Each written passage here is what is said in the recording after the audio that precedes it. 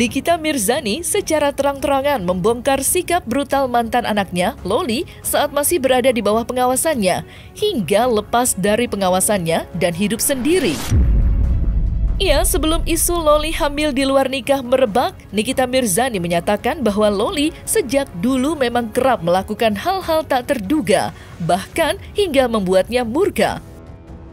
Mulai dari kabur dari rumah demi menemui laki-laki yang tidak jelas, hingga pergaulan bebas yang dilakukan Loli secara diam-diam di belakang Nikita Mirzani.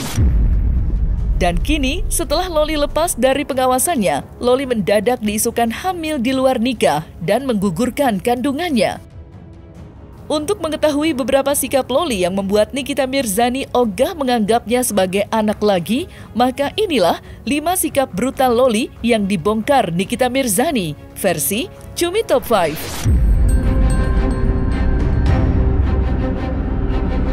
Di tengah isu Loli hamil di luar nikah, Nikita Mirzani menyebut bahwa isu tersebut benar adanya.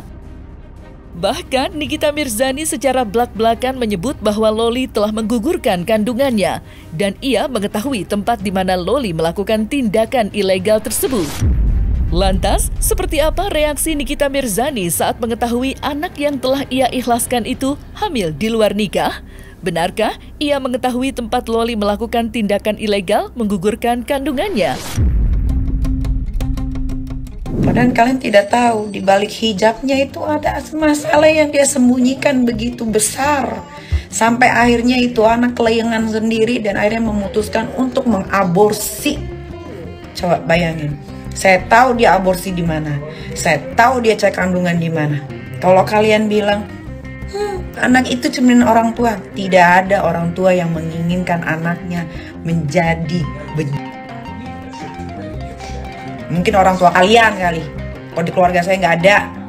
Tidak ada anak, tidak ada seorang ibu yang mengikhlaskan mahkota anaknya direnggut oleh gembel. Saat disinggung bahwa dalam lubuk hati Nikita Mirzani, ia masih sayang dengan Loli. Nikita Mirzani secara tegas menyatakan bahwa ia sudah benar-benar tidak peduli dengan Loli. Menurut Nikita Mirzani, Loli telah memilih untuk menghancurkan masa depannya sendiri hanya demi seorang pria yang menurutnya tidak jelas. Nikita Mirzani menambahkan jika Loli tidak mengambil sikap tersebut, mungkin hidup Loli saat ini masih terjamin. Ada yang bilang, benci di mulut, tapi hatinya masih sayang sama tuh anak. Nggak ada, saya jamin tidak ada. Karena saya sudah sakit. Kalau kalian mau kasihan sama dia, kalian asuh, kalian ambil, ya. Saya sudah tidak ada. Kenapa? Karena sakit hati saya. Sakit hati saya. Saya membesarkan dia dengan sepenuh hati, memberikan perhatian, kasih sayang yang full seperti keluarga yang utuh. Tapi itu anak memilih untuk menghancurkan hidupnya sendiri beserta laki-laki biadab. Si tukang semir itu. Harusnya dia ini masih sekolah di UK. 2 tahun lagi dia sudah bisa menempuh universitas yang dia inginkan. Tapi apa? Dia menghancurkan masa depannya sendiri demi membela bukan bapak kandungnya, membela laki-laki yang dikenalin sama tuh keluarga tuh yang di UK itu. Pilih, itu pilihan hidupnya. Netizen, jangan salahkan saya lagi. Yang ngerusak masa depannya dia sendiri. Dia sendiri yang merusak masa depannya. Kalau tuh anak tidak merusak masa depannya, tuh anak nggak ada di Indonesia. Tuh anak ada di UK. Ya, di UK sedang sekolah menimba ilmu. Paham? Jadi kalian jangan ada gila. Dibilang gue merusak masa depan dia. Terus yang biayain dia ke luar negeri siapa? Kok gue gila sendiri? Gue yang ngeluarin uang, gue juga yang ngerusak masa depannya. Lu semua pada netizen. Terus ngapain gue sekolahin jauh-jauh? Sampai gue keluar miliaran. Ngapain? Tiba-tiba gue sendiri yang inisiatif menghancurkan masa depannya.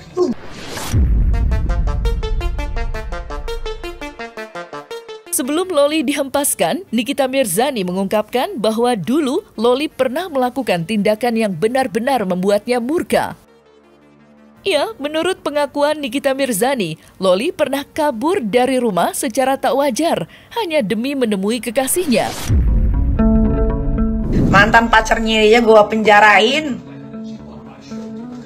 No, kalian tanya no, kalau nggak percaya no, kalau nggak percaya. Polsek Pesanggerahan, bener nggak Nikita pernah menjarain salah satu mantan pacarnya tuh anak. Gara-gara tuh gue lagi di Swiss, tiba-tiba tuh anak terjun kayak Rapunzel dari lantai 3. Akhirnya hanya gue lagi di Swiss sampai gue jatuh duduk gara-gara si Teteh ngirimin video banyak lantai. Nggak taunya dia dijemput sama pacarnya juga yang sama tukang semir juga. Akhirnya dari Swiss gue telepon kepolisian Polsek Pesanggerahan, gue bilang cari itu laki, penjarakan. Penjara?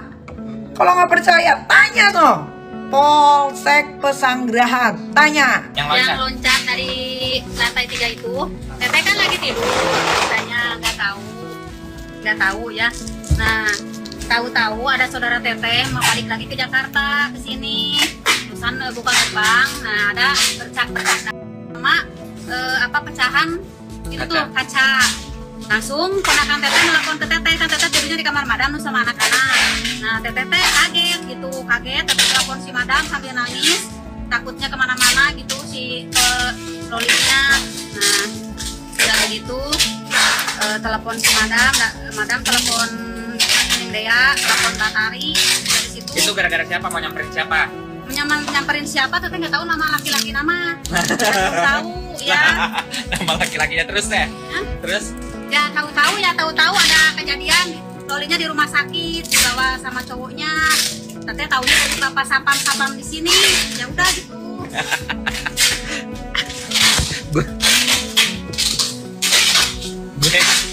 gue nggak pernah bohong. Dia loncat kayak Spiderman, bisa-bisanya dia loncat. Bisa loncat ada tali. Tidak, spray. Bukan tali, spray. Kok bisa loncat dia? Nyamperin lakinya ada di pos satpam.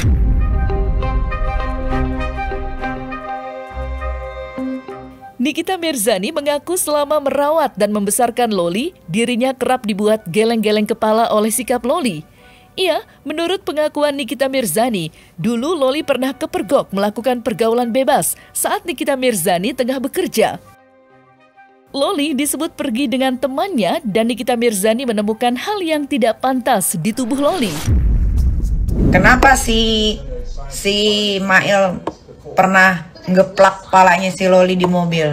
Ya, saat gue lagi syuting, gue tidak sanggup lagi saat itu ngurus dia, ya, karena hampir pembantu gue semua rata-rata berhenti gara-gara dia. Cuman Teh Ati doang nih yang sanggup masih bertahan di rumah saat itu, ya.